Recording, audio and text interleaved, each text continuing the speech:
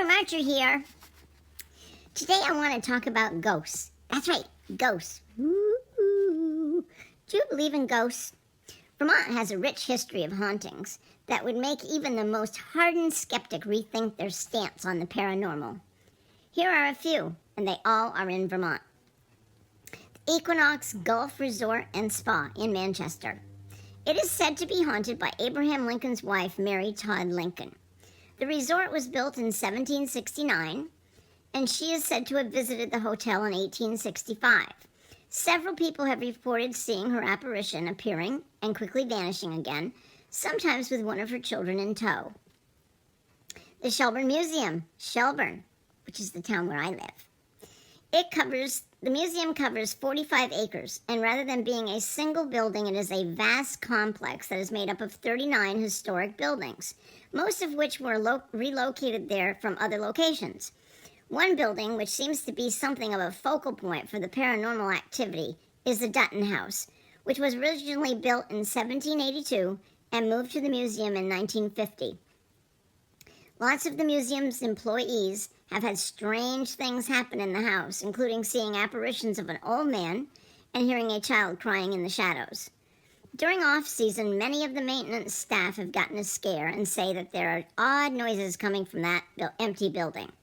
There is even one employee who refuses to enter the building. Marble Inn, Fairhaven. It is said to be haunted by a number of different ghosts, including one former owner who died in the inn. Guests have woken in the night to see him dressed in a gray suit and standing over their bed. Ooh, that would be scary. There are also reports of a young woman who haunts the basement and a couple of children who run around the halls. Brattleboro Retreat, Brattleboro. Initially, the Brattleboro Retreat Tower was known as Vermont Asylum for the Insane, which was founded in 1834.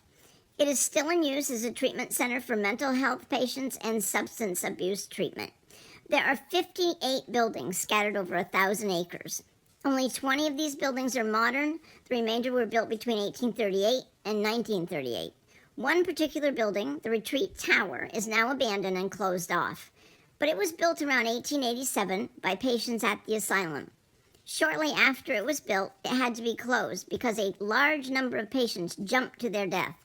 People often report seeing figures jumping from the tower, but vanishing before they hit the ground. Emily's Bridge, Stowe. The town of Stowe is best known for its mountain resort and the Trapp Family Lodge. Gold Brook Bridge, or Emily's Bridge as more commonly known, is haunted by the spirit of a broken-hearted woman named Emily.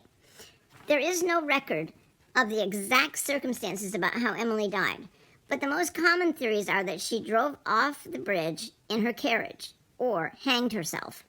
Whatever the cause of her death was, it is said that visitors to the bridge get scratches on their cars and even report being grabbed or scratched themselves. Woo.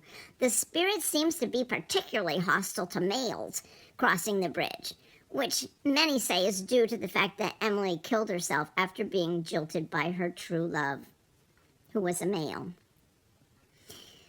There are quite a few, but I didn't want to go yammering on too long about it.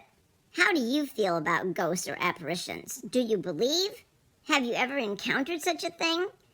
I'm a curious kitty. Cooper Marcher here. Ciao.